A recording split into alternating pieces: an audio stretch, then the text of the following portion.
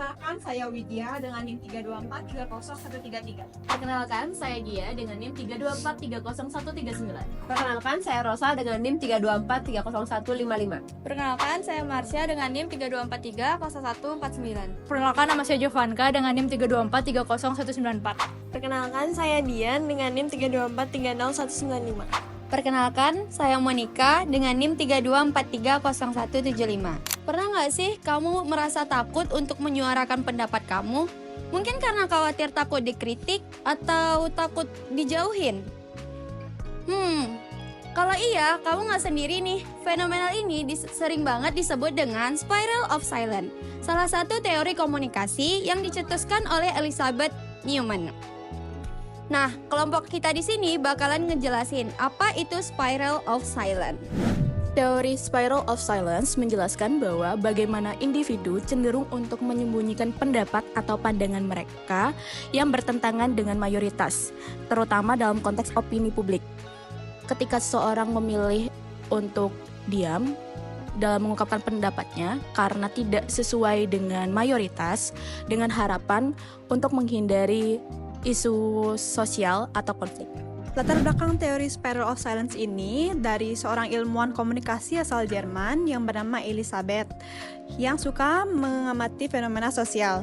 Beliau menemukan bahwa setelah Perang Dunia Kedua, bahwa banyak warga negara Jerman yang ternyata tidak mendukung rezim Nazi, tetapi mereka memilih untuk diam. Mereka takut diserang, dihukum, dan dijauhi karena pendapat mereka tidak sejalan dengan mayoritas. Nah, dari pengamatan ini, beliau menyadari bahwa pola psikologi sosial manusia cenderung menghindari isolasi sosial.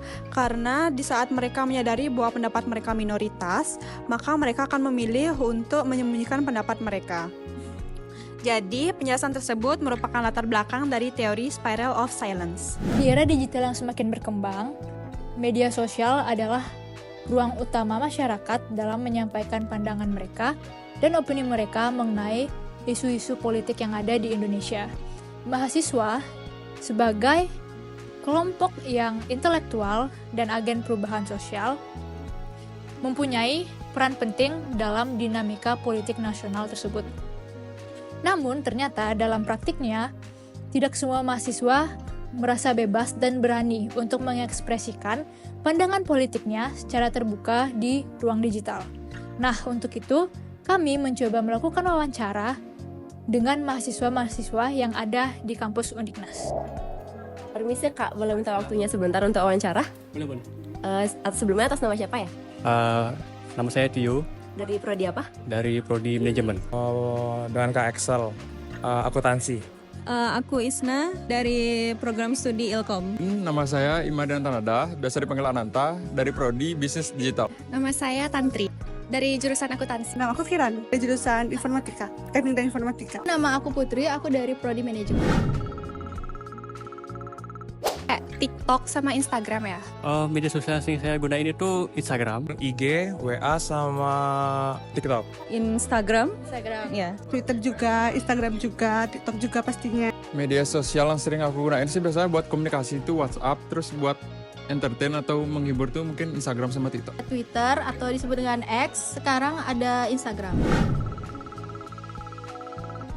Pernah kemarin waktu itu ada repost story yang tentang unut bukan barak gitu lah. Kalau untuk nge-post story belum pernah. Jujur dari aku sih belum pernah ya. Jujur dari saya pribadi sih nggak pernah ya. Nggak pernah sih, belum saya juga pernah. Jawabannya pernah. Kalau aku sendiri aku kurang tertarik sama isu-isu politik, jadi aku nggak pernah menyuarakan isu politik. Dari aku sendiri aku juga belum kayak nggak terlalu ngikutin tentang politik gitu sih Kak. Karena saya kayak kurang tertarik sama kurang paham juga tentang dunia-dunia politik gitu. Lebih cepat nyebar di media sosial daripada turun ke jalan yang lebih banyak risikonya. Selain nggak tertarik, aku juga nggak tahu sih ya tentang isu-isu politik kayak gitu. Jadi aku nggak berusaha mencari tahu juga. Ya, aku takut salah untuk menyampaikan sesuatu yang ingin aku sampaikan. Saya hanya membantu menyuarakan apa yang teman-teman saya perjuangkan.